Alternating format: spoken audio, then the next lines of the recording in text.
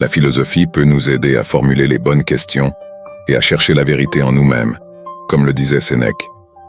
Il peut être tentant de lier la richesse matérielle au bonheur, mais Sénèque nous rappelle l'importance de ne pas dépendre des possessions matérielles pour notre bonheur. La vraie richesse réside en nous-mêmes, dans notre capacité à être content de ce que nous avons, à savourer les choses simples de la vie, et à vivre une vie de vertu et de but. La vertu est la plus haute valeur, nous dit Sénèque. Elle ne peut être achetée ni mesurée en termes monétaires. Elle est développée à travers nos actions quotidiennes et nos choix. Pour vivre une vie vraiment libre et paisible, nous devons apprendre à contrôler nos émotions et nos désirs plutôt que d'être contrôlés par eux. Le temps est notre ressource la plus précieuse, et nous devons l'utiliser judicieusement, en nous concentrant sur ceux qui comptent vraiment. L'adversité peut être une opportunité de croissance et de renforcement de soi. La mort est inévitable, mais plutôt que de la craindre, nous devons l'accepter comme une partie naturelle de la vie. La tranquillité de l'âme est une harmonie intérieure qui vient de vivre en accord avec notre nature et avec la nature qui nous entoure. L'amitié est un lien précieux qui devrait être chéri et nourri, car elle est essentielle à une vie heureuse et épanouie. Les bonnes questions sont donc essentielles. Peu importe ce que la vie vous apporte, vous pouvez toujours vous tourner vers la philosophie pour vous orienter et vous guider. La philosophie peut ne pas avoir toutes les réponses, mais elle peut vous aider à formuler les bonnes questions et à chercher la vérité en vous-même. Ainsi, vivez votre philosophie, ne faites pas que l'étudier, car comme le disait Sénèque, la philosophie est un mode de vie. Chapitre 3. Le détachement des biens matériels. Nous vivons dans une société qui associe souvent la richesse matérielle au bonheur. On nous dit constamment que si seulement nous avions cette nouvelle voiture, une maison plus grande ou le dernier gadget, alors nous serions heureux. Cependant, Sénèque offre une perspective différente. Malgré sa grande richesse, il a souligné l'importance de ne pas se fier aux possessions matérielles pour notre bonheur. Pour Sénèque, la vraie richesse ne se trouve pas dans nos portefeuilles ou nos comptes bancaires, mais en nous-mêmes. Elle réside dans notre capacité à être content de ce que nous avons, dans notre capacité à apprécier les choses simples de la vie, et dans notre capacité à mener une vie de vertu et de dessein. Imaginez un instant que toutes les choses matérielles de votre vie disparaissent. Voiture, maison, téléphone, argent, tout. Que reste-t-il? Vous auriez toujours votre caractère, votre intégrité, la capacité d'aimer et d'être aimé, les expériences, les souvenirs, la sagesse. Ce sont les vraies richesses de la vie. Il n'y a rien de mal à apprécier les choses matérielles, mais nous ne devrions pas permettre à ces choses de nous définir ou de déterminer notre bonheur. Le vrai bonheur n'est pas dans ce que nous possédons, mais dans ce que nous sommes.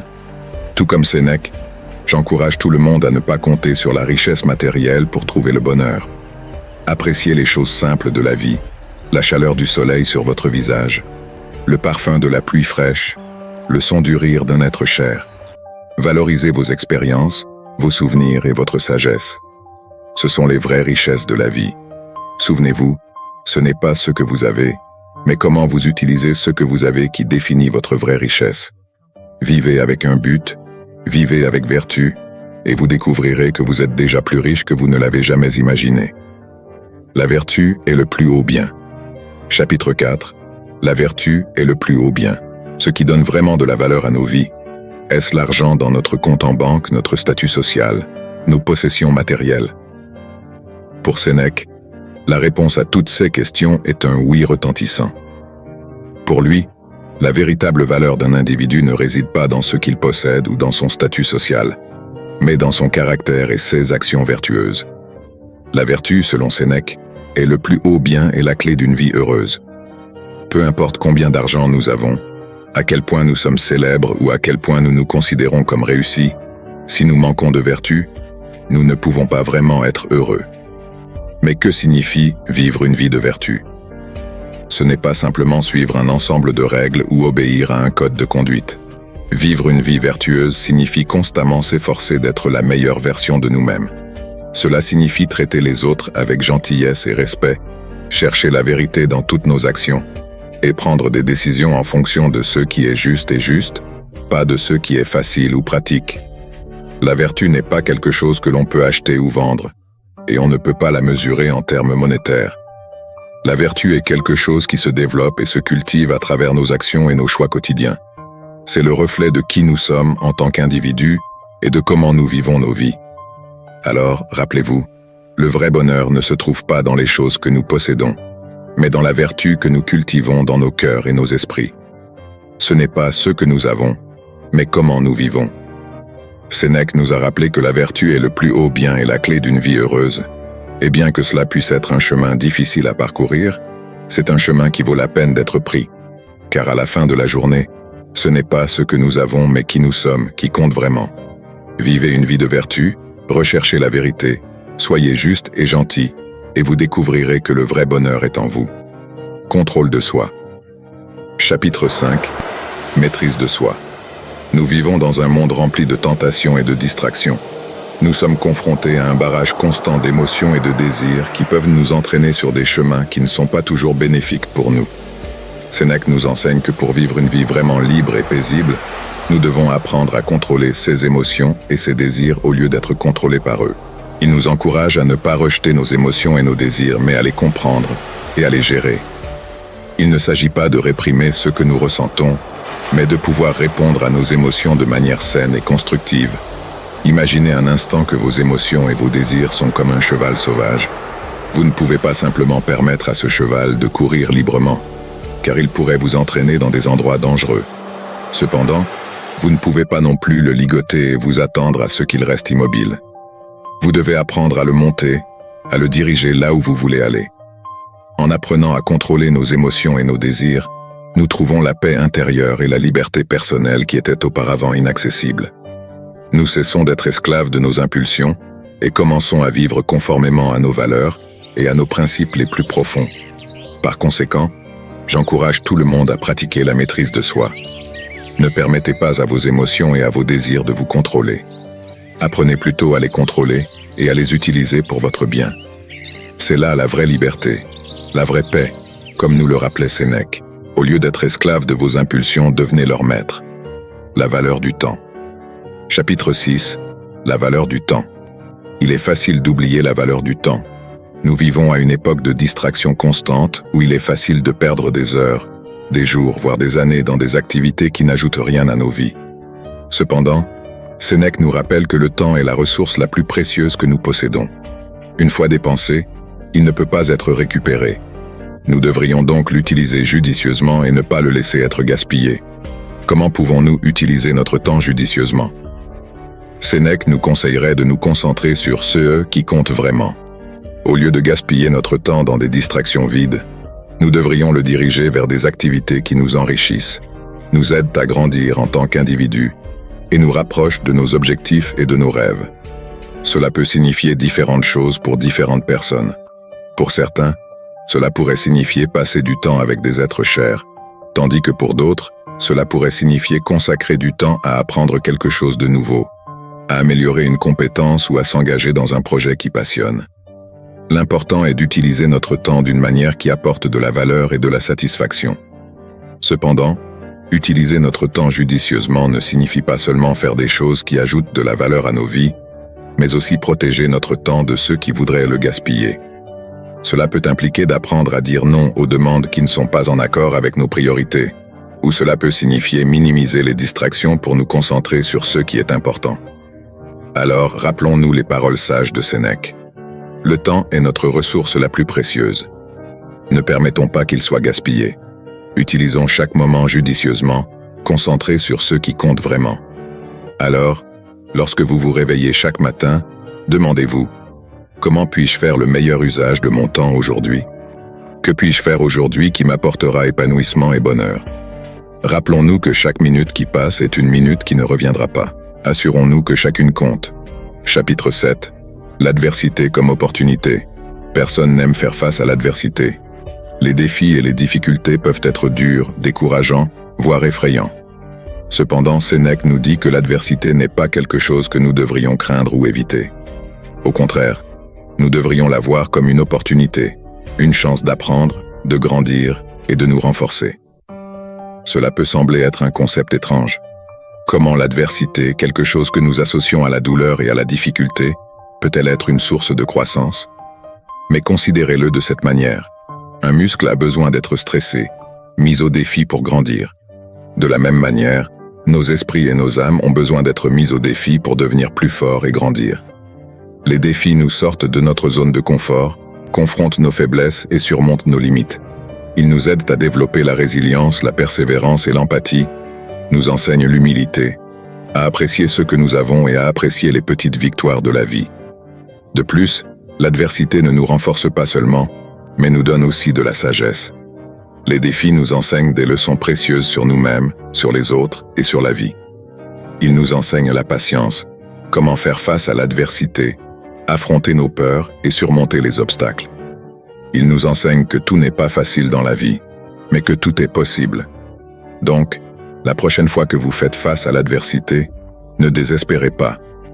Ne voyez pas l'adversité comme un ennemi, mais comme un enseignant qui vous instruira, vous mettra au défi et vous aidera à grandir. Rappelez-vous les mots de Sénèque. L'adversité peut être une opportunité d'apprendre et de grandir. À travers les défis et les difficultés, nous pouvons devenir plus forts et acquérir de la sagesse. Par conséquent, faites face à vos défis avec courage, apprenez de vos erreurs et cherchez toujours la croissance dans chaque situation. Chapitre 8. L'acceptation de la mort. La mort est quelque chose que nous affronterons tous à un moment donné. Peu importe qui nous sommes, d'où nous venons ou ce que nous faisons, la mort est une réalité inévitable. Cependant, Sénèque nous enseigne que nous ne devrions pas la craindre, mais plutôt l'accepter comme une partie naturelle et nécessaire de la vie. Confronter l'idée de notre propre mortalité peut être une expérience accablante. Cependant, Sénèque soutient qu'en reconnaissant l'inéluctabilité de la mort, nous pouvons apprendre à apprécier davantage la vie. Lorsque nous réalisons que notre existence dans ce monde est temporaire, chaque instant devient plus précieux, chaque expérience plus significative. Pour Sénèque, la mort n'est pas la fin de la vie, mais une partie de celle-ci. Tout comme le printemps devient été, l'été devient automne et l'automne devient hiver, de la même manière, la vie se transforme en mort. C'est simplement la prochaine étape de notre voyage, la prochaine phase de notre existence. Et comment pouvons-nous faire face à la mort? Sénèque nous dit que nous devrions vivre chaque jour comme si c'était notre dernier, non pas de manière fataliste, mais en appréciant chaque instant, chaque opportunité. En vivant pleinement, en donnant le meilleur de nous-mêmes, nous pouvons faire face à la mort avec un sentiment de paix et d'acceptation. Alors, rappelons-nous les paroles de Sénèque. La mort est inévitable, mais nous ne devrions pas la craindre. Au lieu de cela, nous devrions l'accepter comme une partie naturelle de la vie. Vivons chaque jour avec un but et une appréciation, et faisons face à la mort non pas avec peur mais avec acceptation. Vivons chaque jour comme s'il était le dernier, ne permettant pas à la peur de la mort de nous empêcher de vivre. Accueillons la mort comme une partie de la vie et vivons chaque instant pleinement. Chapitre 9. La tranquillité de l'âme. Imaginez un instant que vous êtes au bord d'un lac tranquille. L'eau est cristalline et l'air est frais. Dans cet état, vous vous sentez en paix, serein et en harmonie avec la nature. C'est l'essence de ce que Sénèque appelle la tranquillité de l'âme. C'est un état intérieur de sérénité, une paix qui découle de vivre en harmonie avec la nature, à la fois externe et interne. Pour Sénèque, vivre en harmonie avec la nature ne signifie pas seulement respecter le monde naturel qui nous entoure, mais aussi vivre en accord avec notre propre nature. Cela implique d'écouter nos voix intérieures et de suivre notre propre chemin, d'accepter et d'embrasser qui nous sommes, avec toutes nos forces et nos faiblesses. Comment pouvons-nous vivre en harmonie avec notre propre nature? Sénèque suggère que nous devrions nous efforcer de cultiver la vertu et la sagesse par la réflexion et la connaissance de soi. Nous devrions essayer de comprendre nos désirs et nos émotions et apprendre à les contrôler plutôt que d'être contrôlés par eux. En vivant ainsi en harmonie avec la nature et avec nous-mêmes, nous pouvons atteindre un état de sérénité intérieure et de paix.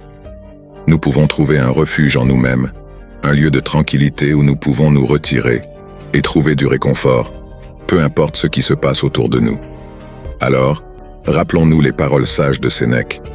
La tranquillité de l'âme n'est pas quelque chose que l'on peut acheter ou conquérir, mais plutôt un état d'être qui découle de vivre en harmonie avec la nature et notre propre nature. C'est un objectif louable à poursuivre et un cadeau que nous seuls pouvons nous offrir. Par conséquent, je vous encourage à rechercher votre propre tranquillité de l'âme, à vivre en harmonie avec la nature et à cultiver la vertu et la sagesse. Chapitre 10. La valeur de l'amitié. L'amitié n'est pas un simple échange superficiel ou une relation pratique. Pour Sénèque, l'amitié est un lien d'affection mutuelle, une connexion profonde et significative basée sur le respect, la confiance et la réciprocité. L'amitié est un joyau inestimable qui devrait être chéri et nourri. Cependant, l'amitié n'est pas seulement une question de compagnie ou de plaisir. Sénèque croyait que des relations significatives avec d'autres personnes sont essentielles pour une vie bonne et heureuse.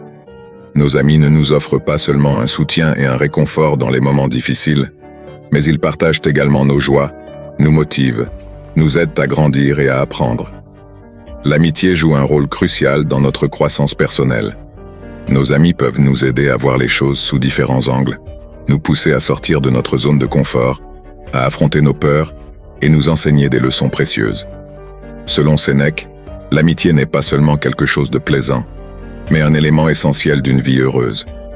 Sans amis, nos vies pourraient manquer de la richesse émotionnelle et de la croissance personnelle que des relations significatives peuvent apporter.